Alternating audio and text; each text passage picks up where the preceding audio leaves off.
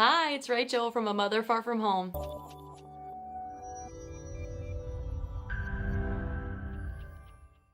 I want to talk about 3 crucial things to consider when you're making a routine for your family. And before we get into the 3 main things I want you to consider, I just actually want to talk to you about the benefits of a routine. So obviously you already know a routine is helpful or you wouldn't be listening to this.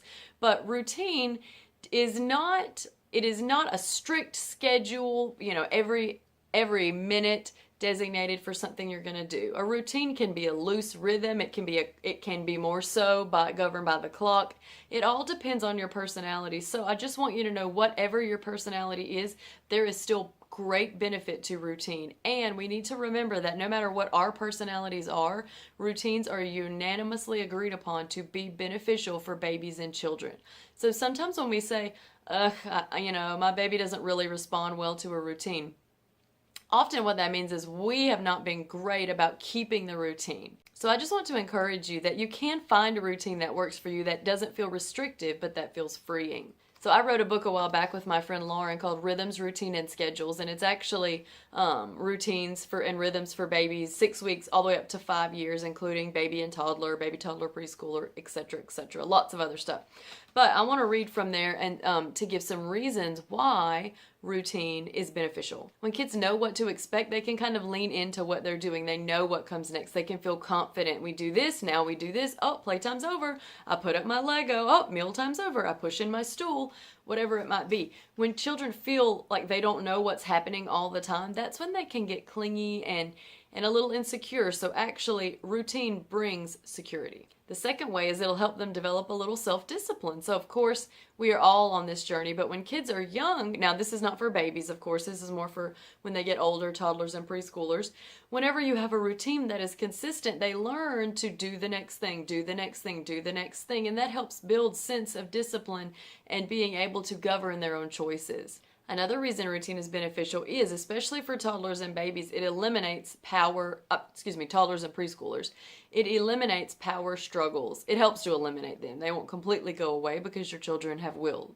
So you don't have to, if you're always trying to break in, okay, now we should nap, well, why don't we nap now? And they're like, what? I wasn't expecting it. I don't want to, or, yeah, now we're going to go run an errand. And they're like, but this is what I usually want to watch cartoons. So, of course, we want our kids to be able to cooperate and to respond to what we've said, but it's harder for them if they have no clue what's coming, and they will push back. So the more familiar your kids are with their routine, with what happens next, the more likely are they just do it.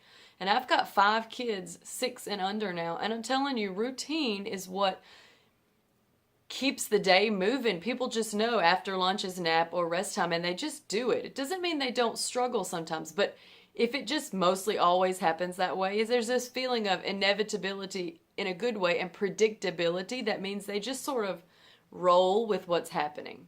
And the last benefit I want to give for why we need to have a good routine is because it helps everybody develop a good sleep rhythm.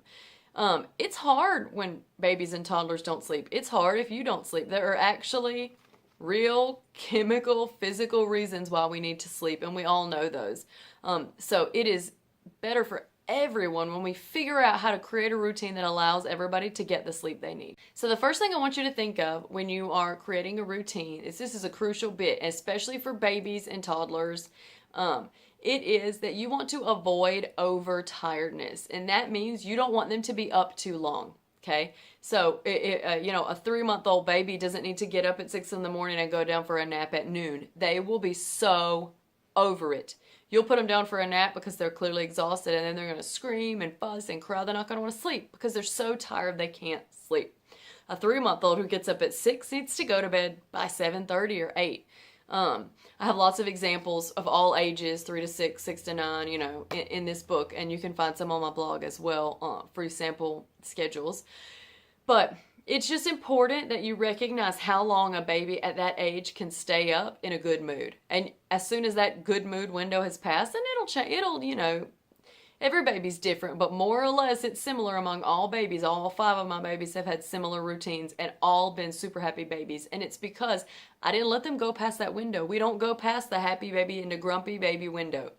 Some days you have appointments or errands. Look, this is real life, people, okay? You don't have to do everything exactly to the same thing, minute, every day. But you want to keep a routine that they're, 5 days out of the week they can get, or whatever your routine looks like. And you want to put them down before they are overtired. And I'm going to tell you what happens when you put a baby down who is, who's tired but not overtired. They take their passy, or they look around, or they might fuss a little bit and they're swaddle and, they'll stare at the wall for 5 minutes and they'll go to sleep. What happens when you put a baby down who is overtired is they are just overtired and they're this and they're crying and they want to nurse because they want to be comforted, and then you nurse them but they weren't really that hungry, so then they kind of fall asleep, and then you try to put them in their crib and then they scream bloody murder, and then you try to give them the passy and they don't want it, and then you think I'll cry it out, and then you let them cry it out for 3 minutes but they're screaming their head off, and then you go back in and then you rock them and then they go to sleep, and then you put them back down and then they wake up. I'll stop. We're all stressed now even listening to that. Don't click away.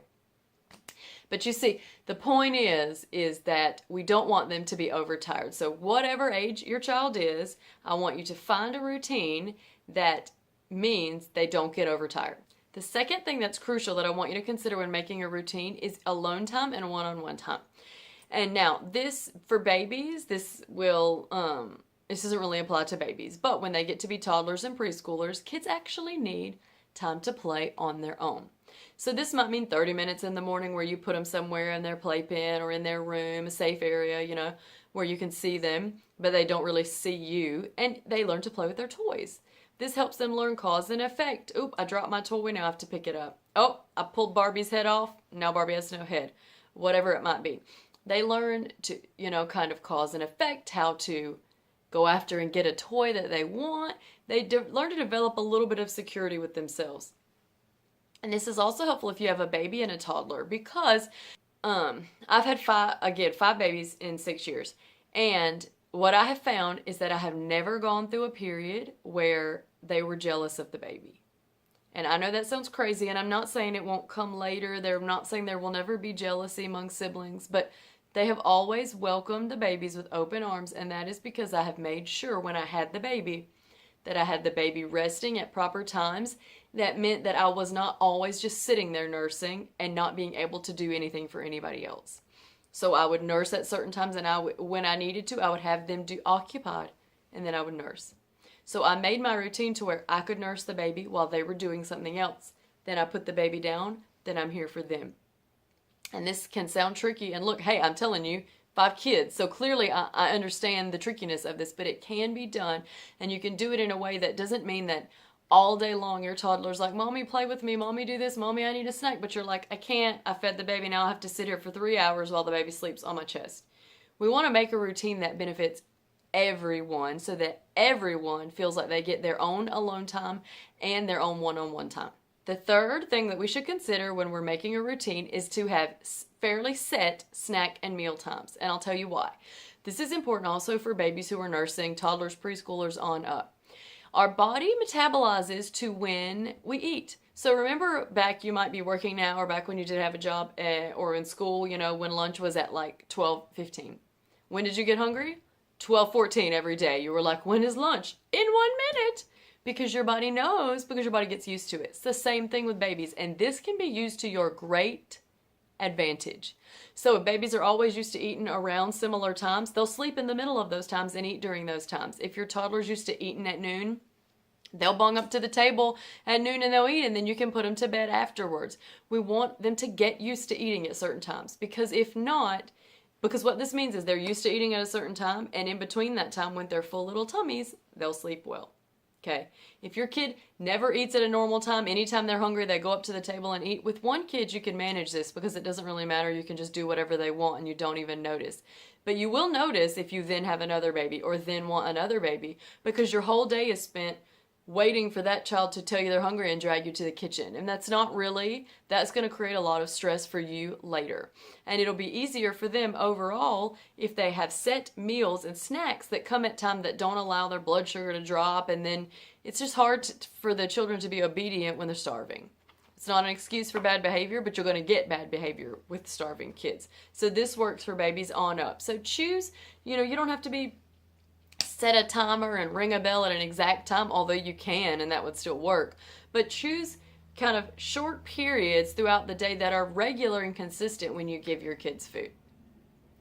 So this can seem daunting, and again, this isn't rocket science, right? We're just making routines for our little bitty loved ones.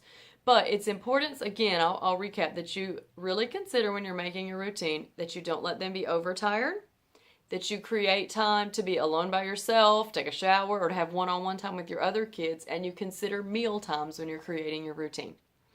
Now, in this book, I have routines for babies, 6 weeks all the way up till 5 years old.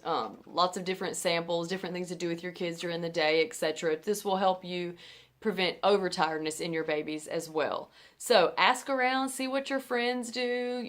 You can use my website, my free sample schedules as well. There's one for various age groups. If you really get a good routine going, so many other problems go out the window. It is really one thing you can fix that will domino and fix a multitude of other things. So best luck in creating a routine, Mama.